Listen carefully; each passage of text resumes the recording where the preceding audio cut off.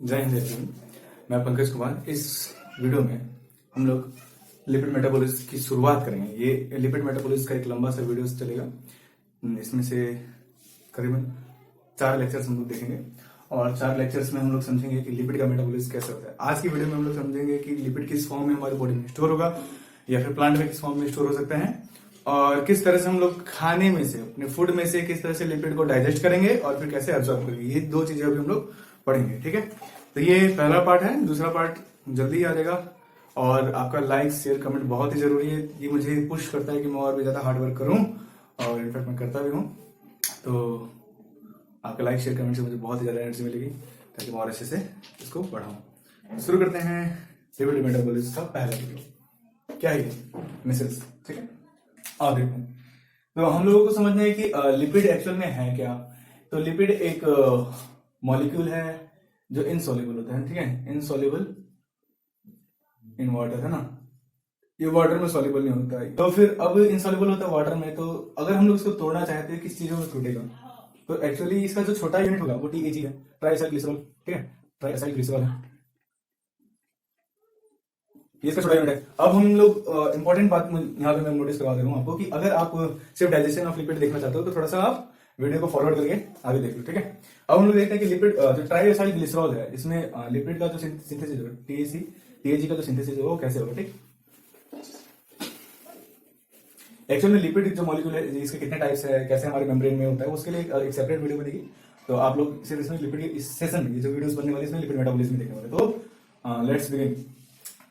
TAG ट्राइएसाइल glycerol जो होगा, ट्राइएसाइल glycerol हमारे यहाँ हमारे पास इसमें एक ग्लिसरॉल मॉलिक्यूल होगा,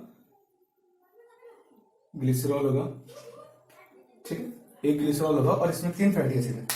इसमें कितने फैटी एसिड है? 3 फैटी एसिड। अब ये 3 फैटी एसिड बनेंगे कैसे, ये बहुत इंपॉर्टेंट है। तो ये हमारे बॉडी में या फिर प्लांट्स में, ये हर जगह बन सकते हैं। ये हमारे बॉडी या प्लांट्स में ये हर जगह बन सकते हैं, हर सेल में। लेकिन हमारी बॉडी में 2 ऑर्गन बहुत ही ज्यादा इंपॉर्टेंट है जहां पे ये बनते हैं। ये पहला है कि लीवर और दूसरा क्या है हमारे पास? दूसरा ये क्या मैं बना रहा हूं, ये हमारे पास है, ये हमारे पास इंटेस्टाइन। तो आप समझ चुके होंगे डायग्राम से, हमारे पास क्या इंटेस्टाइन है और ये हमारे पास क्या लीवर। तो लीवर में जो एक्चुअल में जो बनेगा लिपिड का जो सिंथेसिस होगा या स्टोर्ड होगा वो किसकी मदद से होता है? एक पाथवे होगा, एसिन ग्लिसरॉल 3 फॉस्फेट पाथवे। ठीक है, अगर आपको इंटेस्टाइन के अंदर लिपिड को स्टोर करना है तो इंटेस्टाइन के अंदर लिपिड को स्टोर करने के लिए आपके पास जो पाथवे है यहाँ पे सिंथेसाइज करने के लिए जो पाथवे, मोनोअसाइल ग्लिसरॉल, मोनोअसाइल ग्लिसरॉल पाथवे, ये आपके पास इंटेस्टाइन के लिए। तो ये किसके लिए? लीवर के लिए। एसिन ग्लिसरॉल 3 फॉस्फेट पाथवे ये आपके लीवर के लिए होगा। और इसी चीज को हम लोग दूसरे नाम से भी जानते हैं जिसको हम लोग कहते हैं कैनेडी पाथवे। कैनेडी पाथवे, ये सब चीजें आपको याद रखनी है। ठीक है, लिपिड हमारे सेल के अंदर एक खास तरह के ड्रॉपलेट्स के रूप में मौजूद होता है जिसको हम लोग अगर हम लोग प्लांट्स में सीड की बात करेंगे तो सीड के अंदर ये सीड का है और ये सीड का सेल है। यहाँ पे आप एक न्यूक्लियस बना दीजिए और ये हमारा लिपिड ड्रॉपलेट। तो ये लिपिड ड्रॉपलेट क्या कहलाएगा? ओलियोसिन। और यही अगर हमारे पास हमारा ह्यूमन बॉडी का जो सेल है, तो ह्यूमन के अगर केस में देखा जाए तो ह्यूमन के अगर आप केस में जब देखोगे तो ये लिपिड ड्रॉपलेट जो होगा वो लिपिड ड्रॉपलेट किस रूप में होगा? उसको हम लोग कहेंगे प्रोलिपिन्स। ये 2 अलग अलग ग्रुप है जो आप प्लांट्स के अंदर देख सकते हो। एक एग्जांपल है, उसके अलावा भी और भी तरह से आप देख सकते हो। यहाँ भी ध्यान ये देना है कि लिपिड किस रूप में? ड्रॉपलेट्स के। एक खास तरह के वेसिकल्स होगा, इसके ऊपर मेम्ब्रेन होगा। ठीक है, उस मेम्ब्रेन के अंदर वो स्टोर रहेगा और ये मेम्ब्रेन क्या होगा? फॉस्फोलिपिड का मेम्ब्रेन होगा। अब यहाँ पे आपको देखना है कि अगर लीवर के अंदर है तो फिर एसिड ग्लिसरॉल 3 फॉस्फेट पाथवे की तरफ जाएगा, सिंथेसाइज होगा। और इंटेस्टाइन के अंदर होगा तो वो मोनोअसाइल ग्लिसरॉल 3 फॉस्फेट के, फिर मोनोअसाइल ग्लिसरॉल पाथवे के फॉर्म में होगा। अब हम लोग देख रहे हैं कि कैसे एक आप सिंथेसाइज करोगे TAG कैसे सिंथेसाइज करोगे। तो आपके पास शुरुआत में क्या होगा? शुरुआत में आपके पास होता है ग्लिसरॉल 3 फॉस्फेट। ठीक है, हमारे पास ग्लिसरॉल का जो मॉलिक्यूल है वो क्या है? ये CH2OH। तो ये हमारे पास है क्या, ग्लिसरॉल 3 फॉस्फेट। ये हमारे पास क्या है, ग्लिसरॉल 3 फॉस्फेट। हमारे पास ये रिएक्टिव साइट है, यहाँ पे भी रिएक्टिव साइट है। तो अब हमें क्या करना है कि एक एसाइल ग्रुप को यहाँ पे जोड़ना है, ठीक है। वहां पे आपको जोड़ने के लिए क्या करना पड़ेगा कि CH2 पहले वाले पे आप जोड़ोगे, ये आपने पहला जोड़ दिया, ठीक है, और बाकी एसिडीज आप लिख दो, तो ये क्या कहलाएगा, लाइसोफॉस्फेटिडिक एसिड। लाइसोफॉस्फेटिडिक एसिड, यहां पे CH2OH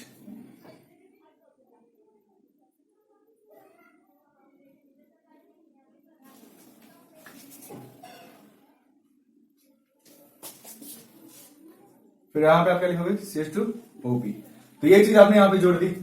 अब यहाँ पे आपको लाइसोफॉस्फेटिडिक एसिड से आपको फॉस्फेटिडिक एसिड बनाना है। फॉस्फेटिडिक एसिड में वापस आप एक और एसाइल ग्रुप यहाँ पे सेकंड कार्बन पे जोड़ोगे, पहला, दूसरा, तीसरा, है ना, ये 3 कार्बन है, तो सेकंड कार्बन पे आप यहाँ पे जोड़ोगे CH2O C++R1, है ना, CH2O C++R1 R2 लिख दीजिए। यहाँ पे आपने कोई और फंक्शनल ग्रुप जोड़ा है, और यहाँ पे CH2OP, है ना। आप कब जोड़ पाओगे, जब इसमें ये सारी चीजें तब जोड़ पाओगे जब आप इसमें अलग से क्या जोड़ोगे, फैटी एसिड जोड़ोगे, ठीक है। क्या जोड़ोगे, अलग से फैटी एसिड जोड़ रहे हो, ठीक है। फिर यहाँ पे भी आप अगेन आप क्या जोड़ रहे हो, उसको फैटी एसिड दे रहे हो, ठीक। जो फैटी एसिड जोड़ रहे हो तो ये इस तरह से जुड़ते चले जाएगा। नेक्स्ट अब आपको क्या करना है, यहाँ से फास्फोरस निकालना है। तो यहाँ पे आपने फैटी एसिड नहीं दिया, आपने क्या किया कि CH2OP के साथ यहाँ पे आपने OP को H से रिप्लेस कर दिया, ठीक है। अब यहाँ पे आप क्या करोगे, फैटी एसिड जोड़ोगे, फैटी एसिड, तो आपके पास से डाइएसाइल ग्लिसरॉल जो बना था वो क्या बन जाएगा, ट्राइएसाइल ग्लिसरॉल। यही आपका एंड प्रोडक्ट है, ठीक है, यही आपका क्या है, एंड प्रोडक्ट है। यहां पे आपको एंजाइम्स को भी याद रखना है। तो एंजाइम्स को कैसे याद करोगे, उसको मैं यहां पे लिखवा देता हूं, फिर से एक बार देख लेते हैं। यहाँ पे ये आपका पूरा एंड रिजल्ट है। ग्लिसरॉल 3 फॉस्फेट आपके पास था, वहां पे आपने एक फैटी एसिड जोड़ा, तो इस फर्स्ट कार्बन से क्या किया, आपने वेस्ट को रिप्लेस करके क्या किया, यहाँ पे एक फैटी एसिड का ग्रुप जोड़ दिया, एसाइल ग्रुप, है ना। तो ये क्या बना, लाइसोफॉस्फेटिडिक एसिड। लाइसोफॉस्फेटिडिक एसिड में एक और फैटी एसिड आपने जोड़ा, तो ये क्या बना, फॉस्फेटिडिक एसिड। फॉस्फेटिडिक एसिड से आप क्या कर रहे हो, फास्फोरस को रिलीज कर निकाल रहे हो, और वहां पे आप क्या कर रहे हो, H रखते हो, तो H रिप्लेस किया आपने, और यहाँ पे फिर आपके पास मिल गया डाइएसाइल ग्लिसरॉल। एंड में आपने फैटी एसिड डाइएसाइल ग्लिसरॉल में जोड़ा, तो क्या बना, ट्राइएसाइल ग्लिसरॉल। यहाँ पे कुछ आपके पास क्या है, एंजाइम्स यहाँ पे मेंशन है, तो ये सारे एंजाइम्स आपको याद रखने हैं। तो यहाँ पे ABCD यही सब क्या हमारे पास एंजाइम्स है। बिना एंजाइम की रिएक्शन पॉसिबल नहीं था, और यहाँ पे ये सारी चीजें लिखनी भी पॉसिबल नहीं थी, तो मैंने इसको अलग से लिख दिया। ए हमारे यहाँ पे क्या है, ग्लिसरॉल 3 फॉस्फेट एसिटाइल ट्रांसफेरेज, जो एसिटाइल ग्रुप को ट्रांसफर करेगा फैटी एसिड से इस पे पहले कार्बन पे। फिर उसके बाद से acyl glycerol 3 phosphate acetyl transferase B है हमारा। फिर C में हमारा क्या है, फॉस्फेटिडिक एसिड फॉस्फोहाइड्रोलेज। यहाँ पे क्या लिखा है हम लोगों ने, हाइड्रोलेज, मतलब यहाँ पे हम लोग क्या जोड़ने वाले, एक हाइड्रोजन P को रिप्लेस करके एक हाइड्रोजन जोड़ रहे हैं। डाइएसाइल ग्लिसरॉल हमारा बन चुका है बेटा। डाइएसाइल ग्लिसरॉल के बाद से आप क्या बना रहे हो, ट्राइएसाइल ग्लिसरॉल, और इसके लिए क्या चाहिए, डाइएसाइल ग्लिसरॉल एसिटाइल ट्रांसफेरेज। तो बहुत मुश्किल नहीं था, ये सब चीजें आपको याद रखनी चाहिए। और अब हम लोग चलते हैं डाइटरी, मतलब कि किस तरह से इसका डाइजेशन होगा लिपिड का, किस तरह से वो एब्जॉर्ब होगा। तो बहुत ही इंटरेस्टिंग होने वाला है, होने वाला digestion and absorption of lipid. Lipid ही क्या है, लिपिड में एक प्रॉब्लम है, क्या है, मैंने शुरू में बताया, वो इनसॉल्युबल है। तो वो इनसॉल्युबल है, इसका मतलब क्या है कि अगर आपने खाना खाया, खाने में कोई भी आपने फैटी चीज खा लिया ना, जैसे कि ऑयल ले लिया, ठीक है, लिपिड के फॉर्म, ठीक है, लिपिड ले लिया आपने, तो अब वो कहां जाएगा, स्टमक में जाएगा। तो स्टमक में जैसे ही हो जाएगा, तो इस लिपिड पे क्या आएगा, एक एंजाइम आएगा, स्टमक वाला लाइपेज एंजाइम आएगा। कौन सा, स्टमक वाला, लिंगुअल लाइपेज। ये सेरस ग्लैंड से रिलीज होगा। किससे रिलीज होगा, ये रिलीज होगा आपका सेरस ग्लैंड से, है ना। ये सेरस ग्लैंड से रिलीज हुआ, ठीक, और इंटेस्टाइन में वो फिर कुछ जो लाइपेज होंगे वो चिप सेल से रिलीज होंगे, चिप सेल से, ठीक। ये सेल्स जो है, ये सेल क्या कर रहे हैं, ये हमारे पास सेल है, ये सारे सेल क्या है हमारे पास, उसने क्या कर दी, उल्टी कर दी। किसकी उल्टी कर दी, उसने उल्टी कर दी लाइपेज की। तो ये जो लाइपेज की इसने उल्टी की, वो लाइपेज क्या करने वाला है, ये लाइपेज अब क्या करेगा, फैट को, हम लोग कहें तो लिपिड को ये क्या करेगा, लिपिड को ये डाइजेस्ट करेगा, ठीक है। लिपिड को तोड़ दिया किसने, लिपिड को डायरेक्टली अब ये तोड़ सकता है क्या, लिपिड को डायरेक्टली तोड़ नहीं सकता। क्यों, क्योंकि लिपिड पे जैसे ये वर्क करेगा ना, तो लिपिड ये फिसल जाएगा। तो इसलिए हम लोग क्या करेंगे कि यहाँ पे अब देखो कि लिपिड पे आपको पता है कि यहाँ पे क्या है, लीवर। लिपिड पे कवर करनी है, क्या करनी है, कवर करनी है। तो लीवर से निकलेगा क्या, बाइल। और ये बाइल डायरेक्टली अब इस पे नहीं आ सकता, लिपिड पे तो डायरेक्टली नहीं आ सकता, तो हम लोग क्या करें भैया, तो इसको हम लोग कहां भेज देंगे, इसको हम लोग भेज देंगे गॉल ब्लैडर में, ठीक है। इसको हम लोग ने कहा भेज दिया, गॉल ब्लैडर में। और ये गॉल ब्लैडर में क्या हो गया, हमारा बाइल, गॉल ब्लैडर में हमारा जाके बाइल कंसेंट्रेटेड हो गया। तो गॉल ब्लैडर में क्या, गॉल ब्लैडर में जाके कंसेंट्रेटेड हो गया, गॉल ब्लैडर से फिर निकल के आया, ठीक।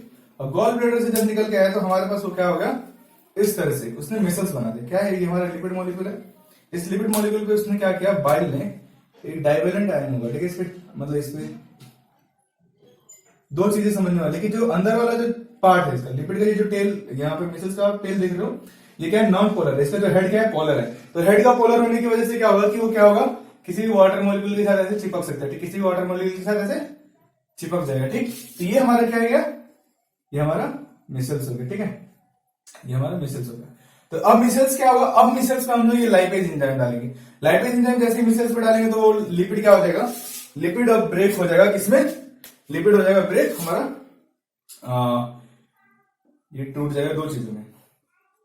कौन कौन सा, मोनोग्लिसराइड, मोनोग्लिसराइड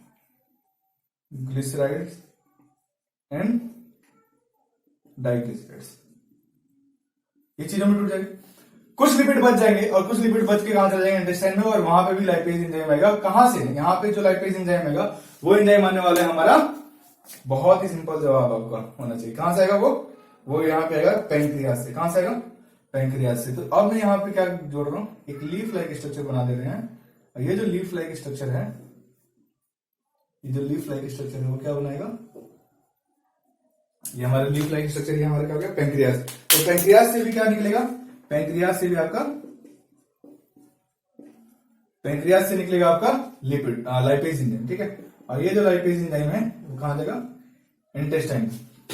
तो इंटेस्टाइन का जो भी आपका लिपिड बचा होगा, उस लिपिड को ये क्या करेगा, डाइजेस्ट करने का, तोड़ने का काम करेगा। तो लिपिड को हम लोग डायरेक्टली नहीं तोड़ सकते थे, तो हम लोगों ने क्या किया, बाइल से उसको कवर किया, मिसल्स बनाया, मिसल्स में अब लाइपेज वर्क किया। लाइपेज जैसे ही वर्क किया तो मोनोसेल, इस पे कौन वर्क कर रहा है, इसमें हमारा ये लाइपेज वर्क कर रहा है। और ये जैसे ही लाइपेज इस पे वर्क करेगा तो ये किसमें टूट जाएगा, मोनोग्लिसराइड और डाइग्लिसराइड में, कुछ फैटी एसिड ग्लिसरॉल में टूट जाएगा। अब हम लोग थोड़ा चलते हैं, इंटेस्टाइन का बड़ा व्यू देख रहे हैं। इंटेस्टाइन का बड़ा व्यू, ये पूरा इंटेस्टाइन है हमारा। यहाँ पे ये क्या है, विलाई, ये क्या है, विलाई। विलाई का एक बड़ा फॉर्म यहाँ पे मैंने बनाया जिसमें लैक्टियल्स और ब्लड वेसल्स है। और विलाई के ऊपर भी क्या है, ये छोटे छोटे क्या है हमारे पास, माइक्रो विलाई, ठीक है। तो ये हमारा क्या होगा, विलाई हो गया। और ये हमारा क्या हो गया, ये हमारा माइक्रो विलाई। इससे फायदा क्या होता है, इससे फायदा होता है कि जैसे कि कोई भी फूड प्रोडक्ट है, जैसे कि कार्बोहाइड्रेट है, प्रोटीन है, न्यूक्लिक एसिड है, ये सब चीजों को एब्जॉर्ब कर पाते हैं। लेकिन क्या डायरेक्टली हम लोग लिपिड को इसमें एब्जॉर्ब कर पाएंगे, नहीं, बिल्कुल नहीं कर पाएंगे। क्यों, क्योंकि तो ये एक तो इनसॉल्युबल है, दूसरी बात इसका साइज बड़ा होता है। इसका साइज क्या होता है, बड़ा होता है। तो अब हम लोग क्या करेंगे, डायरेक्टली इसको एब्जॉर्ब नहीं करेंगे, तो हम लोग किसमें जाएंगे, भाई अब आपने तोड़ दिया, क्या तोड़ दिया आपने यहाँ पे तोड़ के रख दिया, आपने कुछ फैटी एसिड तोड़ दिया ना, फैटी एसिड तोड़ दिया है, फिर मोनोग्लिसराइड, मोनो एंड डाइग्लिसराइड आपने तोड़ दिया। और अब आप क्या चाहते हो कि इसको आप एब्जॉर्ब करना चाहते हो, तो डायरेक्टली वो ब्लड वेसल्स में एब्जॉर्ब नहीं हो पाएगा। और अगर ब्लड वेसल्स में डायरेक्टली एब्जॉर्ब नहीं हो रहा है तो वो पूरे बॉडी में नहीं जा पाएगा। तो कोई ना कोई तो रास्ता चाहिए बचवा, क्या समझे।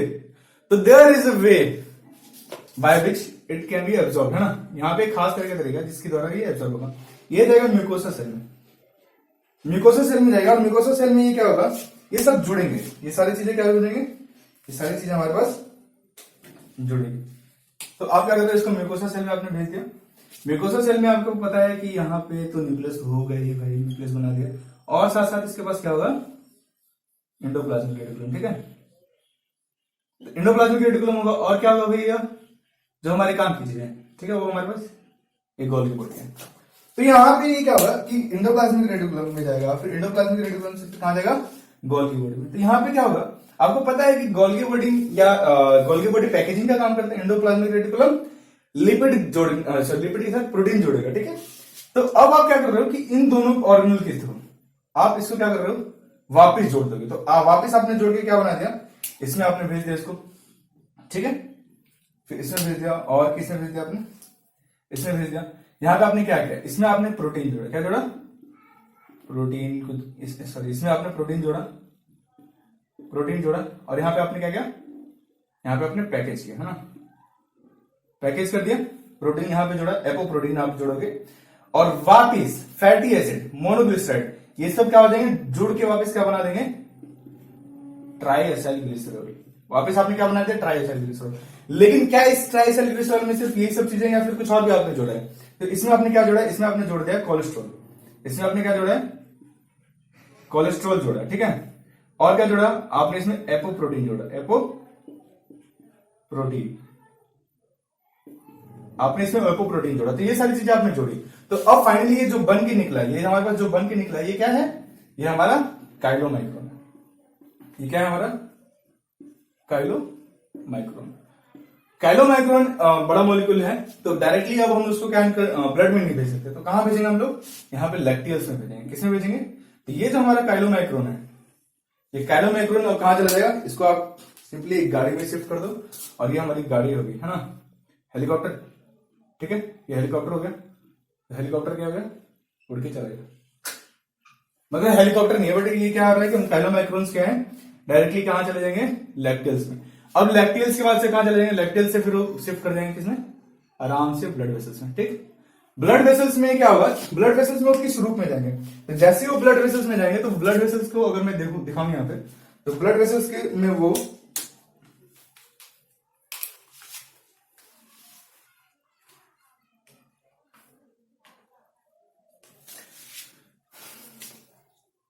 ये ब्लड वेसल्स में है ना, ये हमारा ब्लड वेसल्स, ब्लड वेसल्स में वो किस फॉर्म में जाते हैं, ब्लड वेसल्स में वो VLD के फॉर्म में जाएगा।